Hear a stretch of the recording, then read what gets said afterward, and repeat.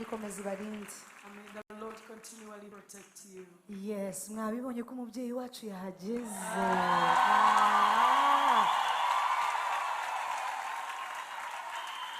Grace room. Wicaye sinzi icyo wicaye. Kera kuwicariye super glue gusa. Niba uzi kudafatanya n'iyo ntebe, come on. If you're not struggling, turimo turashima Imana.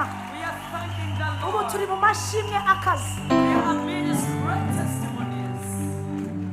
Sinzi ukuntu twashimira Imana, ariko dufite amashimwe menshi. We have got great testimonies. Narivuze ngo menshi cyane. Many testimonies. Ni bande bavuga ngo? How many say? Urugendo twibone n'amaso. The journey we beheld with our It was a testimony that is clear. It was a clear testimony. Amaboko ari hejuru. Lift your hands and I say. Ngaho dushimira Imana yabanye nawe ikabimugaruye amahoro. Let us bless the Lord our Savior and she's back in peace. Tubahe icyubahiro mwami Yesu. Aya mashi yose izi mpundu zose urusaku rw'amashimwe wumva ni kubera imirimo yawe ni kubera ibyo wakoze natwe turi abahamya bavuga ngo warakoze kubana nawe warakoze nyagasani kubw'igitangaza wakoze mu buzima bwe amaso yacu akabihamya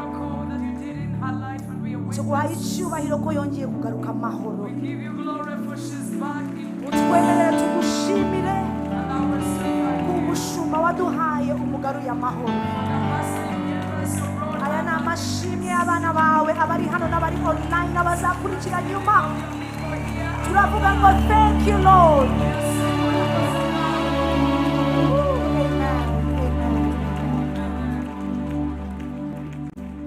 Ugihagaze tugiye kumwakira ubu hari ibindi nakomeza kuvuga turi kumwe ko ntakomeza kuvuga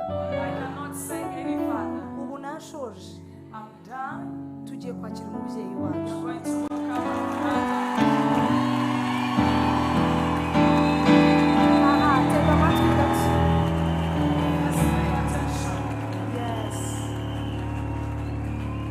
Mami, we are very happy to see you and turanezerewe cyane kukubona no kuba wagarutse. We are very happy to see you and seeing you back. Turashimira Imana cyane kubwawe. We bless the Lord very much because yes, biciye muri wowe umucyo waraturasiye turi benshi. Through you the light shone on very many of us. Turihamya yuko Imana iriho. Your witnesses of the Lord is alive. Kandi turihamya yuko icyo Imana yakubwiye amaso yawe yakibonye babantu wabonye mu kibaya ngaba nabandi bagiye kuza ariko turashimira bwa buntu wabonye n'imirasire y'izuba dore ngiye yateranye ntabwo tukiri mu mwijima turashimira Imana kandi turashimira ko wavuze yego warakoze kuvuga ngo yes iyo utavuga yego aha ntabwo twari kuba duhari kandi warakoze kuba umugore w'intwari a real fighter, great fighter. Yes, uri definition yerekana indwanyi icyari cyo. Your definition of a great fighter. Kandi trust me, turi nyuma yo turi indwanyi nyinshi. And we are behind you, great fighters. Dushima Imana kugarutsa amahoro. We thank God that you're here back in peace. Twari tugukumbuye. Twaragusengeye. Kandi turashima Imana kugaruye amahoro. We thank God that you're back in peace. Warakoze kutugirira icyizere cyo kudusiga mu murimo. Thank you for trusting us to stay back. Abantu bose basize inyuma barahagaze barakora. Everyone that left remained working in their places.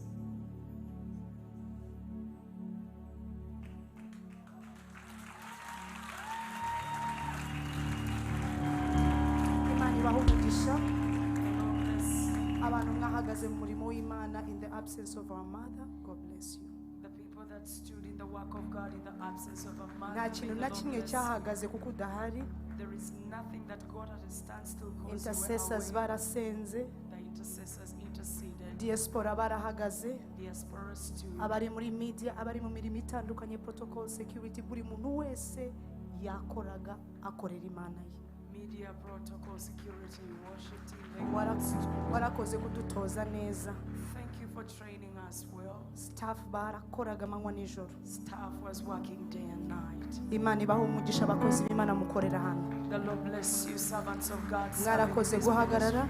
Thank you for standing. Kandi warakoze mami kungirira icyizere. Thank you for trusting.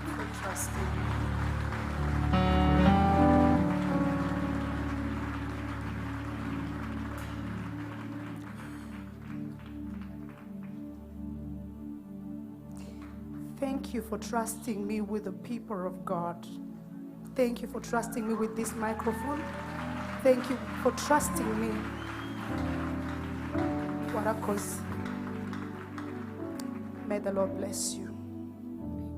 I don't take it for granted. I honor that. And may the Lord bless you for that. Bene that, mumfashe tugiye kumwakira, sibyo? We are going to welcome her.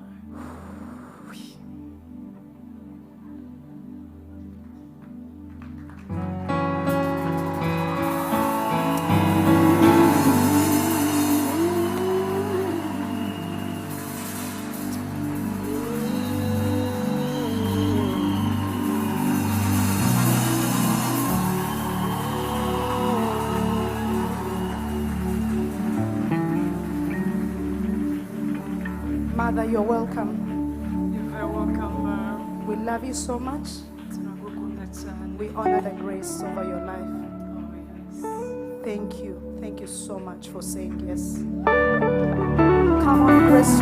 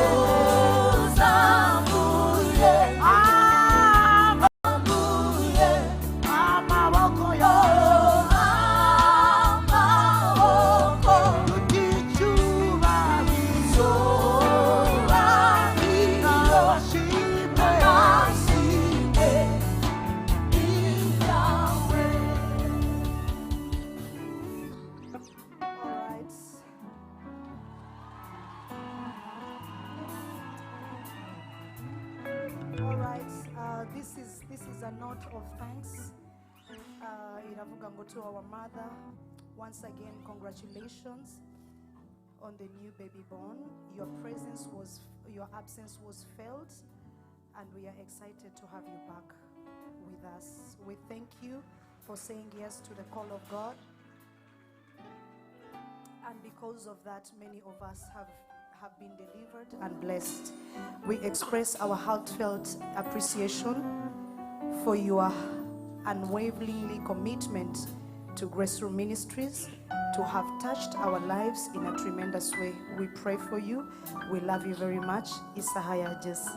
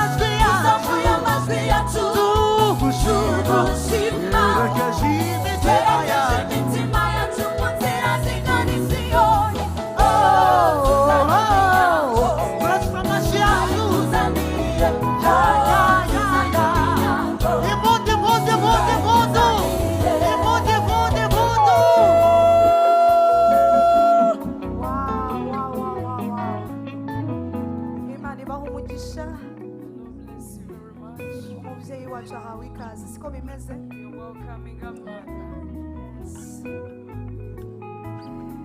Now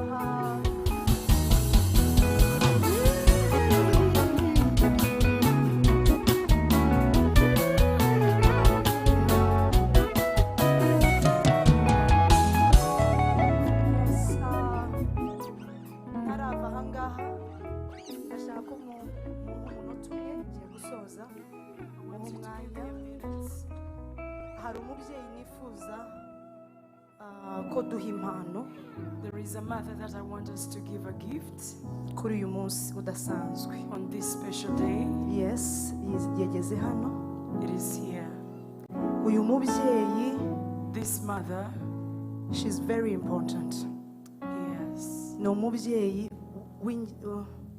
w'umumaro ukomeye cyane. she's very important.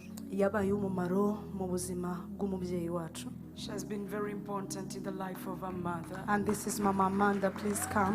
This is Mama Amanda. Warakoze gukorera Imana. Thank you for serving the Lord. Come on, grace room. Appreciate her. Appreciate her.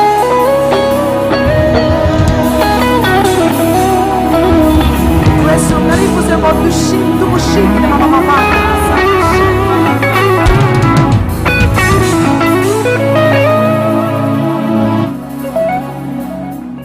Mama Amanda, kubatamuzi ni sister wa pastor, niwe sister we mukuru. She's the elder sister of a pastor.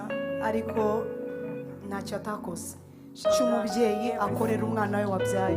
Whatever a mother can do to their child. Warakoze gukorera Imana. Thank you for serving the Lord. Unashobora kuvuga ngo n'ubundi ni sister we, ariko tuzi ba sister batabikora.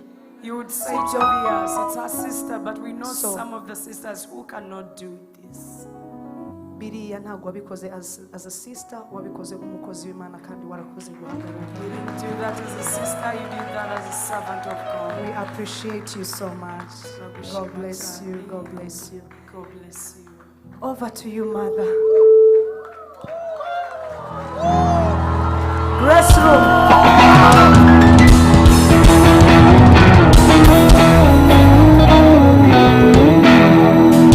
The microphone is back to his hands, to her hands.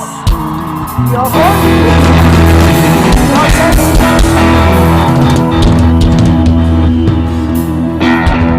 Rehoboth, Rehoboth, Rehoboth. Rehoboth. Yes. Pastor Ntataragenda, mumfashe tumushimire cyane.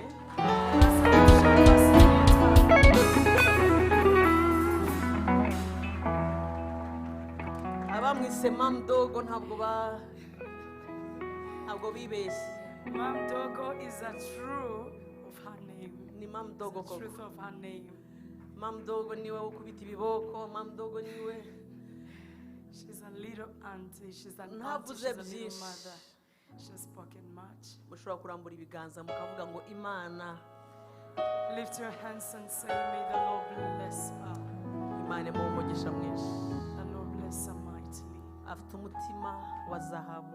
She has a heart of gold. Afite umutima Imana ikunda. She has a heart that I love. Afite umutima Imana ishaka mu gihe nk'iki. She has got a heart that God is looking for in such a time.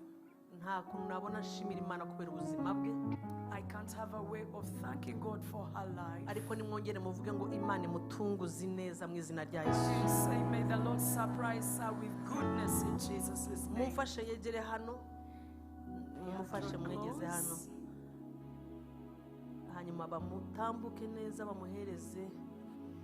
And give to her.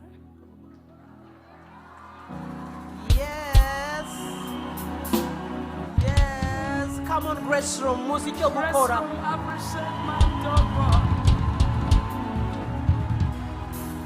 Ubuzima bwe bufite amabara aruta izo ndabyo. Her life has got colors more beautiful than those colors in the flower. Iyuje usana yellow abazi uko ari bigenza. When you come, Iyuje usana pink abazi uko ari buhagarara. Iyuje usana white, usana green ayo mabara yose yarayabonye ariko arahagarara. She saw all those colors and she was able to stand. Mufashe dushimire Imana kubera umutsima yahaye umukozi wawe. Let's join to thank God for the heart that He gave us, Anita. Aritanga akora amanywa akora ijoro akora ibintu byose.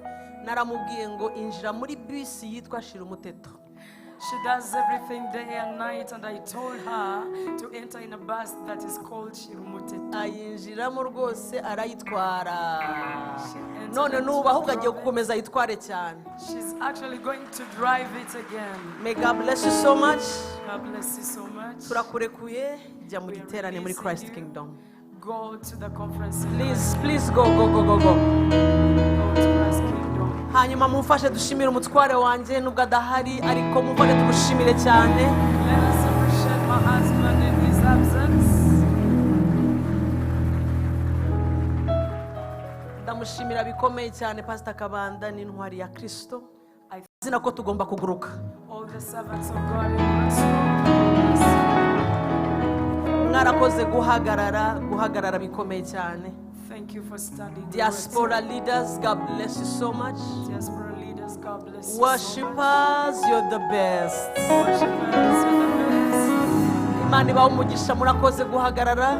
The Lord bless you. Thank you for Kandi standing. murakoze kuduhesha umugisha. Thank you for blessing. Reka nshimire banyarwandakazi mwese inshuti za Grace Room n'abashyitsi mwadusuye. Let me appreciate all the Rwandans in the Meri ikiganza ukwegereye umubwire ngo uhawe ikaze muri Grace Room. Hold out your hand to your neighbor and say you're very welcome in Grace Room. Yes, Papi and Clever basohotse. Happy and clever. Yes, ariko Imana ibahe umugisha mwinshi. May the Lord bless them. Ni impano ikomeye mu mubiri wa Kristo. They are great gift to the work of Christ. Abashyitsi bashobora kuba babakiriye nanjye nshyizemo ndabakiriye n'ukuri. Abari hanze, abari muri overflow nabo naciyeyo mu matente. Hari n'abahagaze, hari n'abari mu mamodoka bakurikiye. Uyu munsi nakozweho birenze uko nshobora gutekereza. This is special Sunday.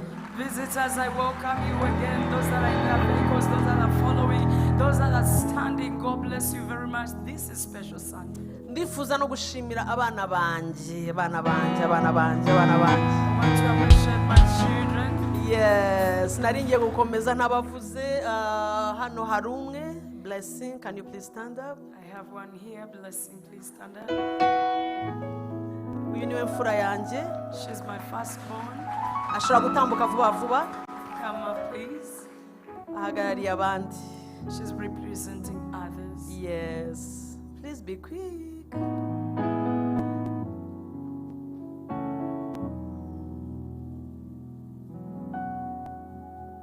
Yes, nifuje kumushimira no gushimira ndabizi ko Favor arakurikiye yasigaranye na baby nawe.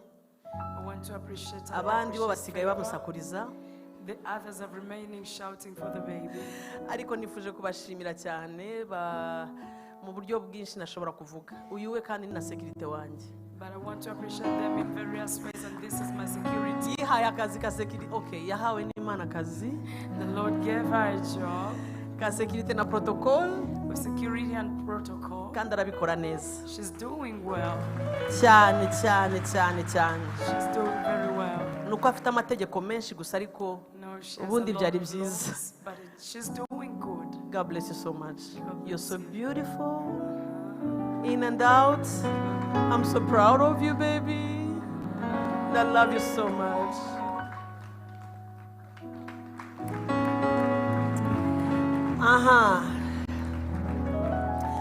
Mwamfasha ntarakomeza kugira ngo nshime yaremye ijuru n'isi.